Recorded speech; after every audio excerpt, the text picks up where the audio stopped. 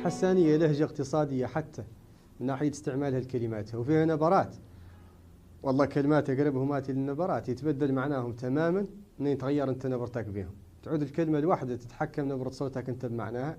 كيف هيه مثلا، هيه هذه تقد تعود جواب تأكيد يسوي لك حد كان لمر ذاك بصيفته ذيك تقول له هيه، وتقد تعود تعبير عن لغبة يرد عليك حد من الدو وانت تلحس كان يجيب لك عقابها قابلك فيه لغبة، ولا منين يقطع مرحلة تقول له انت هيه الدور عقاب الرحلة.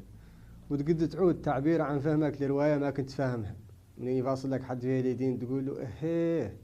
وتقد تعود تعبير منك عن رضاك على مسألة وعدلت قدامك بصيفة زينة تقول هيه منين تشوف شي وعدل على حالة مضبوطة.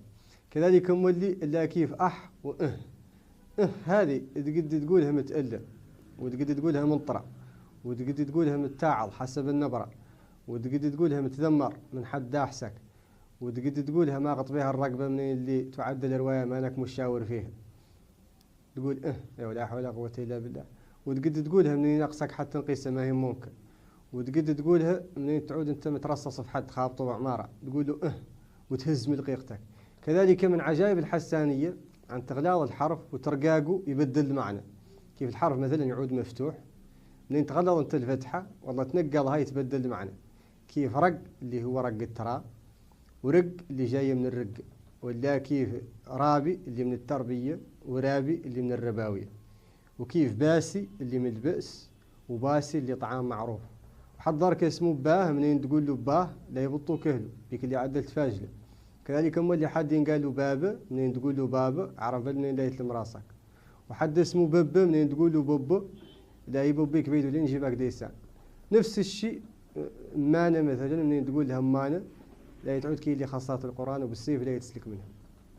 وبمناسبة بالسيف من باب خروجه خالق كلمة الحسانية هاجرتها الناس ودارت في بلادها كلمة الفرنسية اللي هي التفرسي اللي جاية من لا فرس. الناس اليوم كاملها تقول فرساني فلان وفرسيته، وهذا الأمر أنا مفرس عليه. والكلمة في الحسانية المرادفة لها اللي هجرتها الناس بسبب الاستلاب الثقافي هي التسياف. سيفني فلان على نعدل كذا، ولا سيفك على تعدل كذا، وهذا الأمر أنا مسيف عليه معناها عني معدله بالسيف. والمصدر هو التسياف اللي دارت الناس في بلو اليوم التفرسي. ومثاله قولت الفايت نقد ندايق بالتسياف ديقة شيباني غير متين، ونقد مولي نوزن قاف من قيفان الشيبانيين، هذا موجبه بالسيف.